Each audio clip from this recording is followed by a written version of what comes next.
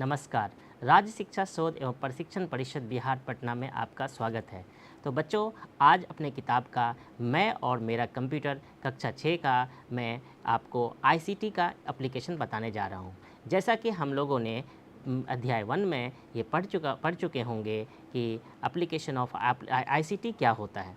जैसा कि हम लोग अध्याय 1 में आईसीटी के बारे में विस्तार से पढ़ चुके हैं। आईसीटी क्या होता है, आईसीटी का फुल फॉर्म क्या होता है। तो बच्चों, क्या आपको याद है आईसीटी का फुल फॉर्म क्या होता है? आप याद करेंगे तो आपको पता चलेगा आईसीटी का full form information communication technology होता है। तो उसी के बारे में आज पढ़ेंगे। इसके एप्लीकेशंस क्या हैं, मतलब इसका यूज़ कैसे कहाँ कहाँ होता है, इसका इस्तेमाल क्या क्या होता है, इसकी क्या विशेषताएं हैं और इसके क्या कंपोनेंट हैं, आईसीटी के बारे में आज हम विस्तार से पढ़ेंगे। तो चलो, अगर हम आईसीटी के बारे में पढ़ने जा रहे हैं तो सबसे पहले इसकी परिभाषा देखते हैं कि आईसीटी की परिभाषा क्या है। तो आईसीटी का full form information and communication technology है। इसकी परिभाषा सूचना और संचार प्रौद्योगिकी का अर्थ है ऐसी तकनीक और टूल जिनके माध्यम से सूचना का निर्माण, संग्रह, प्रसार, भंडार और उपयोग किया जाता है। इसमें कंप्यूटर, इंटरनेट, मोबाइल उपकरण और संचार माध्यम शामिल हैं जो आज के समाज में महत्वपूर्ण भूमिका निभाते हैं। मतलब बच्चों, इंफॉर्मेशन टेक्नोलॉजी की मदद से हम सूचना को स्टोर कर सकते हैं, नया सूचना क्रिएट कर सकते हैं और उसको मैनेजमेंट कर सकते हैं और उसको प्रोड्यूस कर सकते हैं और उसको अपने हिसाब से टेक्नोलॉजी के माध्यम से कंप्यूटर, इंटरनेट, मोबाइल उसके ज़रिए से उसकी मदद से हम उसको इस्तेमाल कर सकते हैं। तो ये हमने सीखा कि हमने ये सीखा कि आईसीटी की परिभाषा क्या है। तो चलिए हम जानते हैं आईसीटी की विशेषताएं क्या हैं। तो जो कैरेक्टरिस्टिक्स ऑफ आईसीटी बोला जाता है, तो आईसीटी की विशेषता के लिए हम लोग सबसे पहले देखते हैं संचार में सफलता, संचार में सरलता, ईज़ ऑफ कम्युनिकेशन। इसका ये मतलब हुआ कि हम कम्युनिकेशन बहुत आसानी से हम कर सकते हैं। किससे? आईसीटी की मदद से। जैसे कि छोटा सा एग्जांपल लेते हैं, व्हाट्सअप एक जो है आईसीटी का एक एग्जांपल है जिससे आसानी से हम कम्युनिकेट कर पा रहे हैं। यहीं एक जगह से दूर बैठे हुए लोगों से बात कर पा रहे हैं, अपने फैमिली से, अपने दोस्तों से आसानी से बात कर पा रहे हैं, इसलिए ईज़ ऑफ कम्युनिकेशन हुआ इससे। उसके बाद है यूज़र फ्रेंडली। ये बहुत आसान है आईसीटी यूज़ करना, कोई भी यूज़ कर सकता है। आप देखे होंगे कि अगर कोई लोग इंग्लिश नहीं भी पढ़े हुए हैं फिर भी जो है मोबाइल को यूज़ कर पा रहे हैं, व्हाट्सएप को चला पा रहे हैं, उसका ये रीज़न है कि ये यूज़र फ्रेंडली है, मतलब कोई भी आसानी से इसको चला सकता है। तीसरा है वो data storage and management, data संग्रह एंड प्रबंधन। ये बहुत इंपॉर्टेंट फीचर है कैरेक्टरिस्टिक्स आईसीटी का। जैसे कि आप छोटा सा एग्जांपल के तौर पर समझते हैं, आपके पास स्कूल का बैग है, उस स्कूल के बैग में आप एक limited resource, limited number of book रख सकते हैं, 10 या 5 कॉपियाँ और 2-4 पुस्तकें रख सकते हैं उसमें। लेकिन अगर उसी का आपको ई कॉपी मतलब डिजिटल फॉर्म में अपने कंप्यूटर में रखना है तो 1 से लेकर 12 तक के क्लास का बुक्स रख सकते हैं आप। जो अब तक 1 से लेके 12 क्लास तक जितने भी नोट्स बनाए हैं वो रख सकते हैं। मतलब बहुत अनलिमिटेड काइंड ऑफ डेटा रख सकते हैं आप उसमें। जैसे कि आपको किसी फैमिली का वीडियो है, फ़ोटो है, स्कूल के दोस्तों के साथ आपका फ़ोटो है, वो सारा आप बहुत सारा फ़ोटो आप अपने मेमोरीज़ के तौर पे वहाँ रख सकते हैं। तो इतना ही नहीं, सिर्फ स्टोर ही नहीं कर सकते, उसको आसानी से मैनेजमेंट भी कर सकते हैं। सपोज़ आपके पास बहुत सारा फ़ोटो अगर एक जगह रखा हुआ है, आपको सर्च करना है मेरा दोस्त जो है 5 क्लास में कौन सा दोस्त था, तो आपको सर्च करने में टाइम लगेगा, मतलब खोजने में टाइम लगेगा। लेकिन यही चीज़ अगर आप कंप्यूटर में खोजेंगे तो क्योंकि ये data storage and management facility provide करता है, इसकी वजह से जो है आप आसानी से अपना फ़ोटो को खोज पाएंगे। तो ये हो गया डेटा संग्रहण और प्रबंधन का कैरेक्टरिस्टिक्स। अब देखेंगे कनेक्टिविटी। तो आईसीटी का एक जो इम्पोर्टेंट फीचर है, कनेक्टिविटी भी बहुत इम्पोर्टेंट फीचर है, जो हम एक दूसरे से आसानी से कनेक्ट हो सकते हैं इंटरनेट के ज़रिए से। एक जगह से दूसरे जगह दूर बैठे हुए लोगों से बात कर सकते हैं हम, दूर बैठे हुए लोगों से अपना हम मैसेज भिजवा सकते हैं, फ़ोटो मंगवा सकते हैं। ये एक आईसीटी का एक बहुत इंपॉर्टेंट फीचर है। और ये कॉस्ट इफेक्टिव होता है। मतलब कॉस्ट इफेक्टिव का मतलब क्या? कॉस्ट और ये कॉस्ट इफ़ेक्टिव होता है। कॉस्ट इफ़ेक्टिव कॉस्ट इफेक्टिवनेस का मतलब ये है कि इसमें लागत कम लगती है। जैसे कि एग्जांपल देखिएगा कि अगर आपके पास भी मोबाइल है और आपके दोस्त के पास भी मोबाइल है, आप दोनों दूर बैठे हैं, तो आसानी से आप अपने बातों को, अपने क्वेश्चंस को, अगर आपके पास कोई सवाल है, कोई बुक पढ़ रहे हैं, कोई क्वेश्चंस आया तो फ़ोन करके आप पूछ सकते हैं। अगर ये फ़ोन नहीं होता और अगर ये आईसीटी नहीं होता तो आप दोनों को फिर एक कॉमन प्लेस पे आके डिस्कस करना पड़ता। आपके जो डाउट्स हैं वो आपको डिस्कस करके ही बताना पड़ता। तो इससे जो है कॉस्ट इफेक्टिवनेस होता है। तो ये सारे हमने क्या देखा, कैरेक्टरिस्टिक्स ऑफ आईसीटी हमने देखा। तो चलिए आगे और हम देखते हैं कि तो चलिए हम आगे और देखते हैं कंपोनेंट ऑफ आईसीटी क्या है।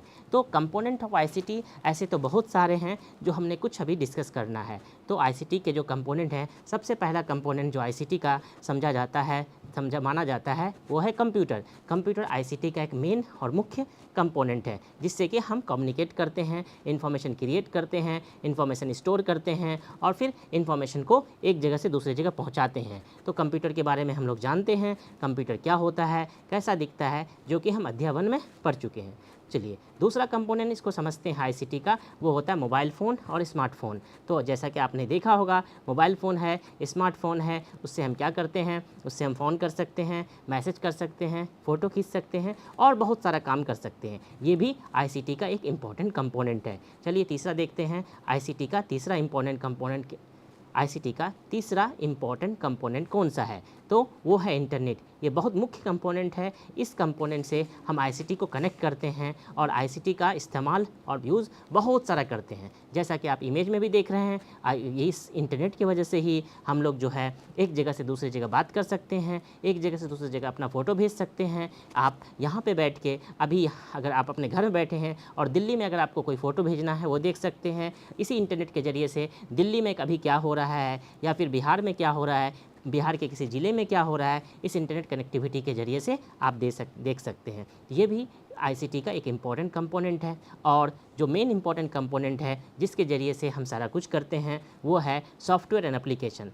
अध्याय 2 में हमने बताया था एप्लीकेशंस और एप्लीकेशन सॉफ्टवेयर क्या होता है। जैसा कि मैंने एग्जांपल भी बताया था कि एप्लीकेशन सॉफ्टवेयर एक ऐसा सॉफ्टवेयर होता है जो आपको दैनिक जीवन के कार्य को करने में आसान बनाता है। जैसे कि व्हाट्सएप क्या है, एक एप्लीकेशन सॉफ्टवेयर है। क्यों? आपका दैनिक जीवन कार्य को आसान बनाता है। उसी तरह से जैसे कि एक आगे हम लोग पढ़ेंगे गूगल क्रोम के बारे में या फिर किसी एप्लीकेशन के बारे में। जैसे हमने लास्ट अध्याय में, मतलब पिछले अध्याय में, अध्याय 4 में MS पेंट के बारे में पढ़ा था, अध्याय 5 में MS वर्ड के बारे में पढ़ा था। ये क्या है? एक एप्लीकेशन सॉफ्टवेयर है। क्यों इसको एप्लीकेशन सॉफ्टवेयर बोलते हैं? क्योंकि ये आपके दैनिक कार्य को आसान बनाता है। जैसे कि मान लीजिए आपको एक पेंट बनाना है, एक चित्रकारी करना है, तो आप एक एप्लीकेशन सॉफ्टवेयर खोजते हैं। वो एप्लीकेशन सॉफ्टवेयर कौन सा है? MS पेंट है। उसी तरह से अगर आपके पास एक लेटर लिखना है, एक एप्लीकेशन लिखना है, आप पेपर पेन से नहीं लिखना चाहते हैं, अपने कंप्यूटर में लिखना चाहते हैं, तो उसके लिए आपको एक एप्लीकेशन सॉफ्टवेयर की ज़रूरत पड़ेगी जो आपके पास MS वर्ड है। इसी तरह से हमारे पास आईसीटी में बहुत सारे सॉफ्टवेयर एप्लीकेशन होंगे जो हम लोग यूज़ करेंगे और आगे भी हम लोग देखेंगे कौन कौन सा एप्लीकेशन सॉफ्टवेयर यूज़ करेंगे। तो चलिए अब देखते हैं कि मेजर यूज़ ऑफ आईसीटी क्या है, आईसीटी के प्रमुख प्रयोग क्या हैं, आईसीटी का कहाँ कहाँ इस्तेमाल होता है। जैसा कि हमने अध्याय 1 में पढ़ रखा है कि आईसीटी का इस्तेमाल हम मोस्टली जगह होता है, हर जगह होता है। जैसे कि बिजनेस हो या एजुकेशन हो या हेल्थ हो या गवर्नमेंट हो। तो जब देखते हैं शिक्षा में कहाँ पे हम लोग यूज़ करते हैं। शिक्षा में जो सबसे इम्पॉर्टेंट है, जैसे कि आप आज हम देख रहे हैं, मुझे देख रहे हैं टीवी में, ये एक ई-लर्निंग का पार्ट है। एजुकेशन में आप टेक्नोलॉजी का यूज़ कर रहे हैं। आज के टाइम में स्मार्ट बोर्ड लगा होता है, जो कि पहले स्कूल में आप देखते होंगे चॉक और पेन से लिखा जाता है या फिर मार्कर से लिखा जाता है बोर्ड पे। अब कुछ स्कूल में आप देख रहे होंगे जो कि स्मार्ट बोर्ड में लिखा जाता है। उसी तरह से हम दूसरा देखते हैं हेल्थ में कहाँ यूज़ होता है। आज के ज़माने में हेल्थ में भी आईसीटी का यूज़ होता है। मतलब आप घर बैठे अपने डॉक्टर को कॉल कर सकते हैं। कुछ एप्लीकेशंस अवेलेबल है, गवर्नमेंट के भी द्वारा जो है बहुत सारे एप्लीकेशंस अवेलेबल हैं, जिससे कि आप अपने डॉक्टर से सलाह ले सकते हैं और अपने मेडिसिन ले सकते हैं। और हेल्थ में भी बहुत इसका इस्तेमाल हो रहा है। उसी तरह से बिजनेस में आजकल के ज़माने में ई-कॉमर्स है, ऑनलाइन प्लेटफॉर्म है, जो कि घर बैठे आप अपना घर के सामान मंगाते हैं, अपने बुक्स खरीदते हैं, अपने कपड़े मंगाते हैं। ये सारा आईसीटी के एप्लीकेशंस यूज़ में से आते हैं। उसी तरह से गवर्नमेंट में भी डिजिटल पेमेंट है, आजकल गवर्नमेंट में ई-गवर्नेंस है। मतलब क्या हुआ कि घर बैठे आप अपना निवास प्रमाण पत्र, जाति प्रमाण पत्र, आय प्रमाण पत्र, जन्म प्रमाण पत्र, ये सारा आप आईसीटी के ज़रिए से कंप्यूटर पर बैठ के किसी एप्लीकेशन के ज़रिए से आप बना पाते हैं। तो देख रहे होंगे कि मेज़ के आईसीटी का इस्तेमाल हर क्षेत्र में है, चाहे वो व्यवसाय हो, चाहे वो शिक्षा हो, चाहे वो हेल्थ हो या फिर सरकार में हो, तो हर जगह आईसीटी का इस्तेमाल हो रहा है और आईसीटी से हमारा दैनिक जीवन आसान हो रहा है। इस आईसीटी का यूज़ करके हमारा समय बच रहा है और हम आसानी से चीज़ों को अपने घर पे प्राप्त कर पा रहे हैं। तो चलिए आगे देखते हैं आईसीटी का और क्या क्या महत्व है। तो आप देख लिए आईसीटी का क्या क्या महत्व है। तो अब हम लोग यहाँ पे पढ़ते हैं आईसीटी में चैलेंजेस। तो आईसीटी में 2 चैलेंजेस होते हैं जनरली, जो हम लोग अभी भी फेस कर रहे हैं। वो है lack of technology, lack of technical knowledge और लैक ऑफ इंफ्रास्ट्रक्चर। मतलब क्या हुआ, तकनीकी ज्ञान की कमी और इंफ्रास्ट्रक्चर की कमी। लैक ऑफ टेक्निकल नॉलेज इसलिए है कि अभी तक जो है हम लोग जो है टेक्नोलॉजी पूरा नहीं सीखे हैं। तो कुछ बहुत लोग अभी भी गांव में या फिर कुछ जगह पे जो कि टेक्नोलॉजी वहां तक नहीं पहुंचा है, चाहे वो बिजली रीजन हो, चाहे इंटरनेट हो, चाहे वो कम्युनिकेशन की वजह से हो, तो वहाँ पे टेक्नोलॉजी नहीं पहुँचने के कारण बहुत लोग अभी भी आईसीटी का सही इस्तेमाल नहीं कर पा रहा है। अभी भी गांव में आप देखेंगे कि वो अपने से अपना निवास प्रमाण पत्र या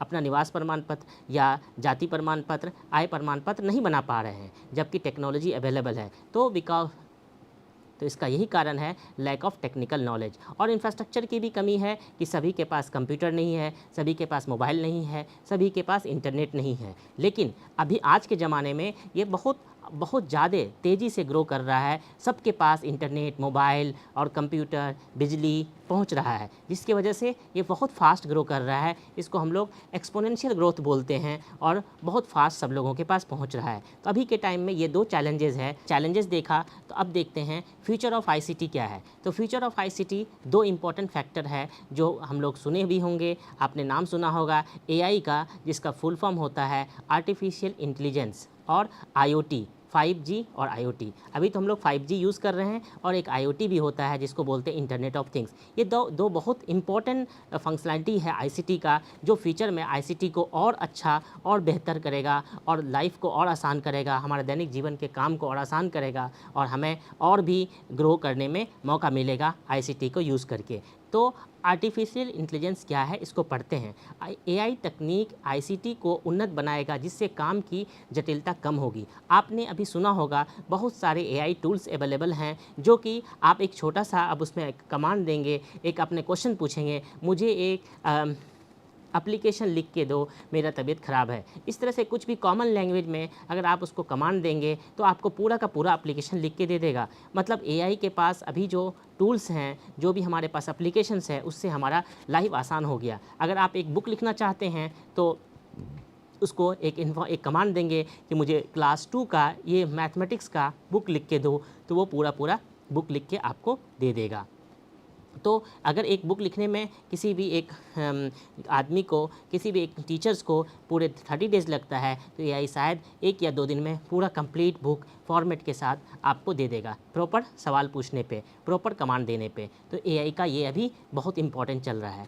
दूसरा है 5G और इंटरनेट ऑफ थिंग्स। 5G एक नेटवर्क है जो कि स्पीड को बहुत हाई बनाता है। पहले 4G था, अब 5G आ गया, उससे पहले 3G था, अब हम 6G में भी जाएंगे। जैसे जैसे हमारा ये 5 जनरेशन जो है, 5G मतलब जनरेशन, जैसे जैसे ये जनरेशन बढ़ेगा वैसे वैसे हमारा स्पीड बढ़ेगा, इंटरनेट की स्पीड बढ़ेगी, तो हमारा जो है इन्फॉर्मेशन हमारे पास आसानी से आ जाएगा। जैसे कि हम घर बैठे मूवी देख पा रहे हैं, क्योंकि हमारे पास स्पीड ऐसा है, बहुत अच्छा है। हम अपना वीडियो देख पा रहे हैं, हम ऑनलाइन पढ़ पा रहे हैं, क्योंकि हमारा स्पीड अच्छा है इंटरनेट से।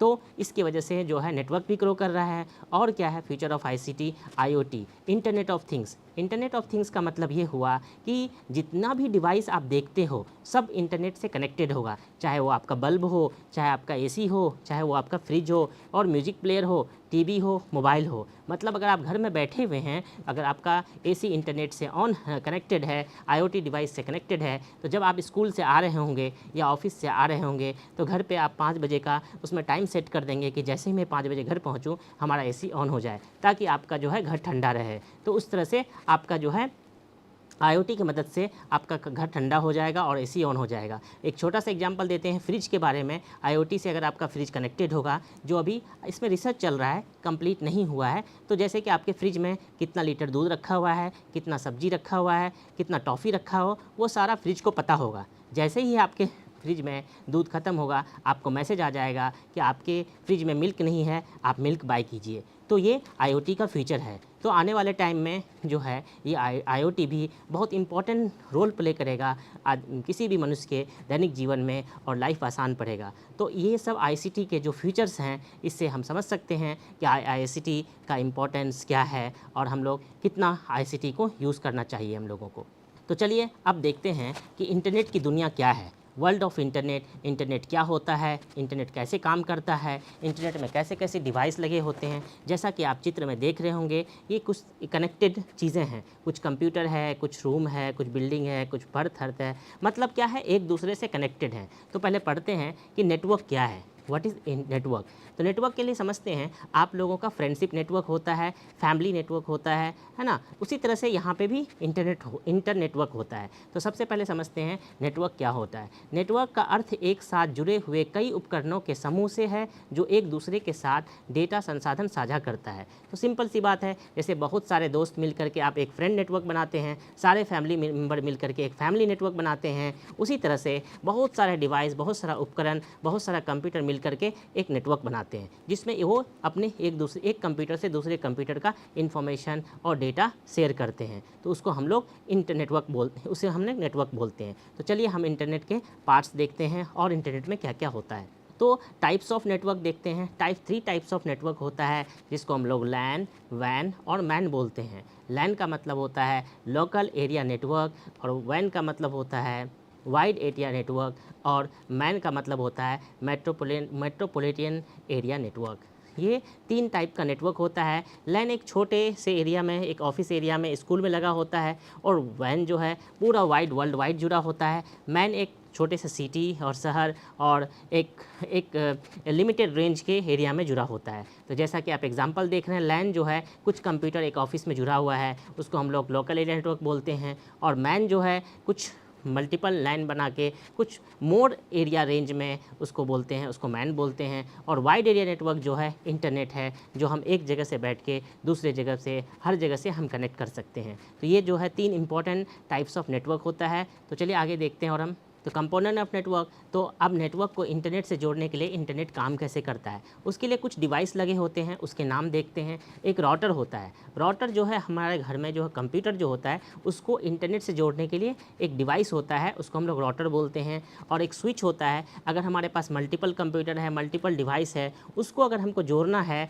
तो इंटरनेट से, और डिवाइस को एक दूसरे से मुझे कनेक्ट करना है, तो उसके लिए हम लोग स्विच एक डिवाइस है उसको यूज़ करते हैं। और एक मॉडेम होता है, जिसका फुल फॉर्म होता है मॉड्यूलेटर और डिमोलेटर। ये क्या करता है, इंटरनेट को आपके कंप्यूटर से जोड़ता है, इंटरनेट लाने के लिए काम करता है, एक डिवाइस है। तो आगे और देखते हैं कौन कौन सा डिवाइस है हमारे पास। तो हमने देखा कि हमारे पास ये राउटर, मॉडेम और हमारे पास, तो हमने देखा ये सारे हमारे पास डिवाइस हैं जिससे हम इंटरनेट पे कनेक्ट करते हैं। तो अब चलते हैं सर्विस ऑफ इंटरनेट। इंटरनेट के क्या क्या सर्विसेज हैं। तो इंटरनेट पे हम ईमेल कर सकते हैं, वेबसाइट खोल सकते हैं, सर्च इंजन ओपन कर सकते हैं। तो वेबसाइट क्या होता है ये देखते हैं। वेबसाइट जो है, जो सारा इन्फॉर्मेशन जो हमारा है वेबसाइट पे ही होता है। जैसे मान लीजिए कि आपको बिहार बोर्ड का वेबसाइट खोलना है, देखना है कि एप्लीकेशन फॉर्म कब भरा जाएगा, या गवर्नमेंट ऑफ बिहार का अगर आपको एक सर्टिफिकेट बनाना है, जन्म प्रमाण पत्र बनाना है, उसका वेबसाइट खोलते हैं। तो हर एक काम के लिए एक पर्टिकुलर एक वेबसाइट होता है, जिसमें कि बहुत सारा इन्फॉर्मेशन दिया होता है, उसको हम लोग वेबसाइट कहते हैं। ठीक है। उसी तरह से एक सर्विसेज है इंटरनेट से हम लोग क्या कर सकते हैं, वो है ईमेल।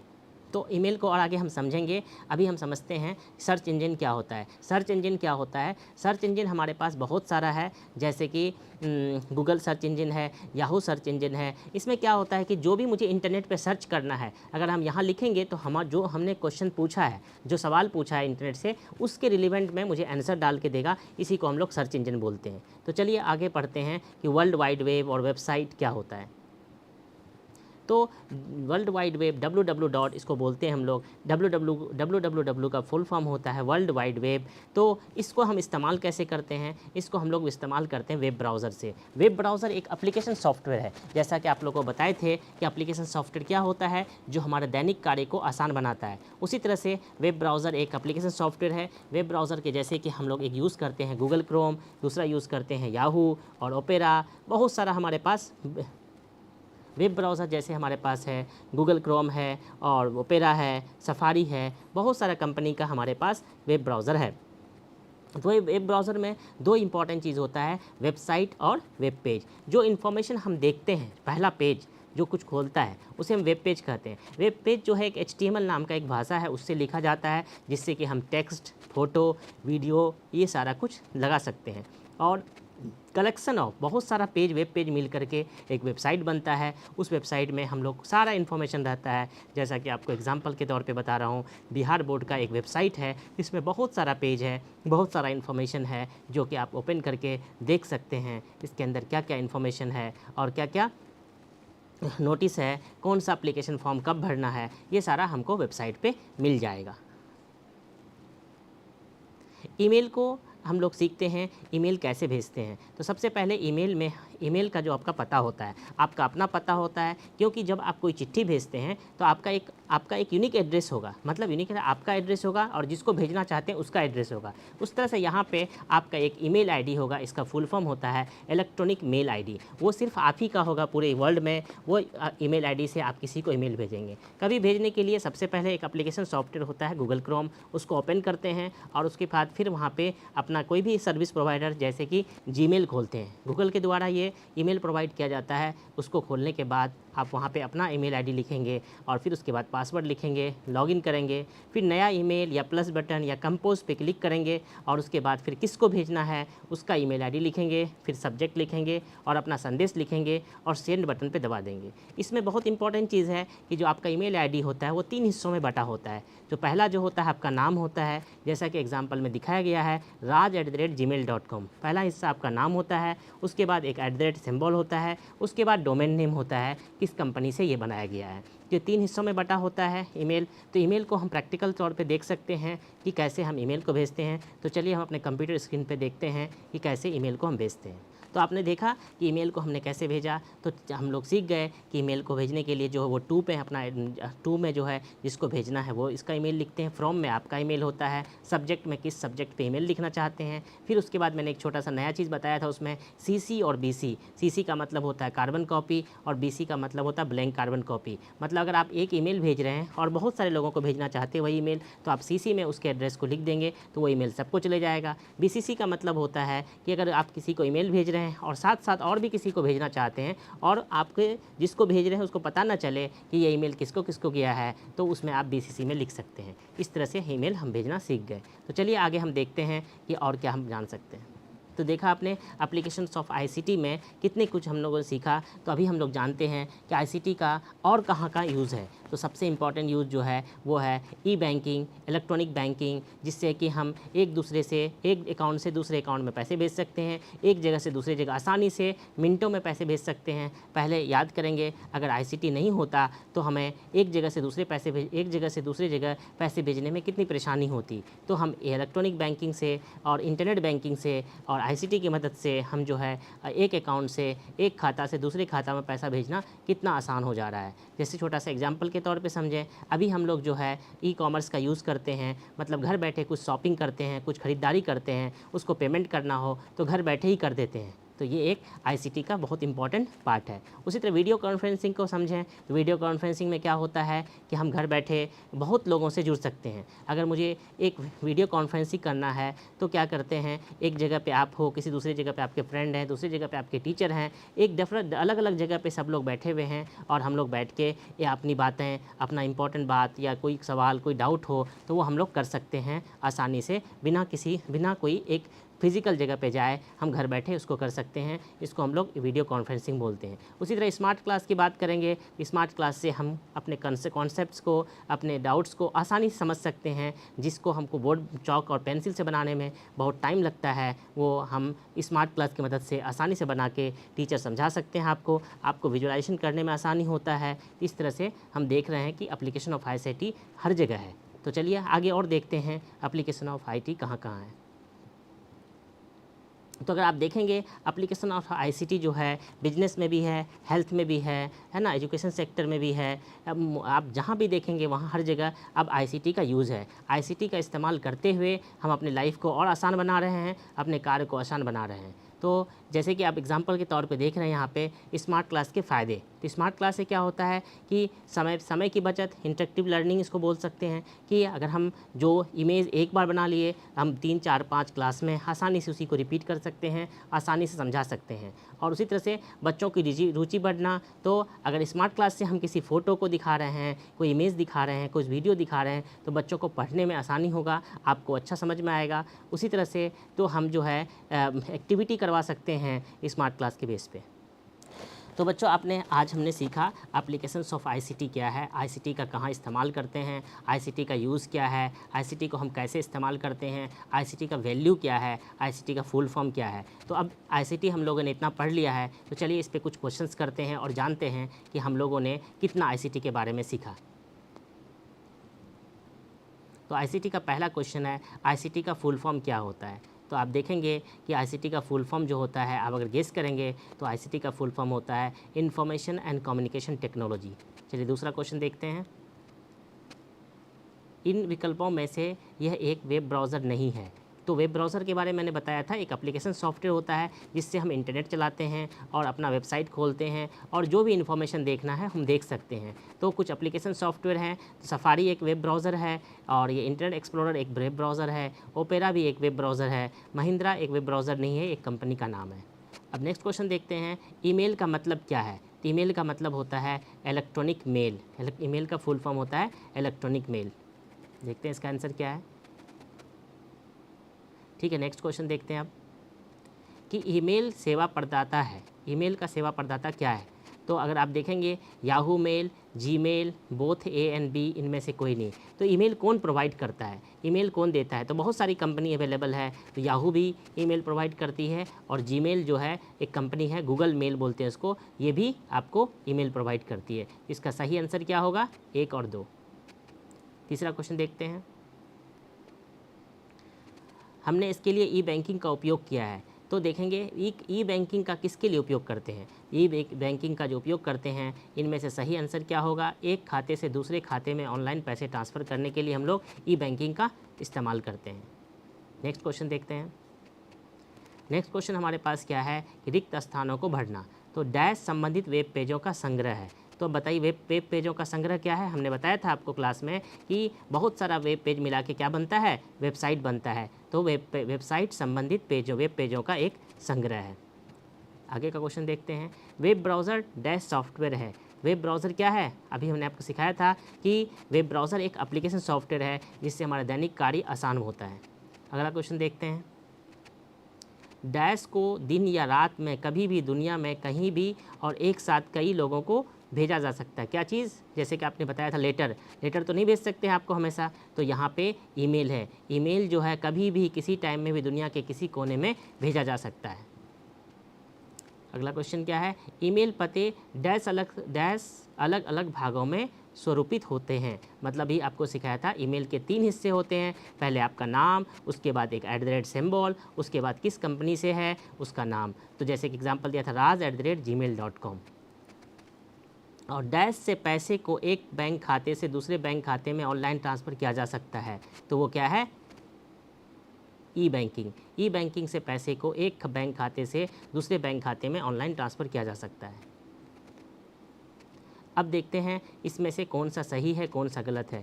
केवल ICT तक ही सीमित है। मतलब ये जो केवल शिक्षा ICT जो है केवल शिक्षा तक ही सीमित नहीं। ICT का इस्तेमाल हम लोग स्वास्थ्य के लिए भी यूज़ कर सकते हैं, बैंकिंग में यूज़ कर सकते हैं, बिजनेस में यूज़ कर सकते हैं, शिक्षा में यूज़ कर सकते हैं। वेब पेज HTML भाषा में लिखा जाता है। तो वेब पेज एक HTML भाषा में ही लिखा जाता है। वीडियो कॉन्फ्रेंसिंग भी आईसीटी का एक हिस्सा है। तो क्या वीडियो कॉन्फ्रेंसिंग आईसीटी का हिस्सा है? सही या गलत? तो सही, आईसीटी का एक हिस्सा है वीडियो कॉन्फ्रेंसिंग। आईसीटी के माध्यम से स्वास्थ्य सेवाओं में सुधार नहीं किया जा सकता। आईसीटी के माध्यम से स्वास्थ्य सेवाओं में सुधार नहीं किया सकता है, तो गलत। आईसीटी के माध्यम से आईसीटी के उपयोग से व्यवसायों में उत्पादकता बढ़ सकती है, सही। तो क्योंकि आईसीटी के माध्यम से हम लोग क्या करते हैं, व्यवसाय बढ़ा सकते हैं, एक दूसरे से दूसरे जगह पे पहुंच सकते हैं, आसानी से हम लोग बिजनेस कर सकते हैं।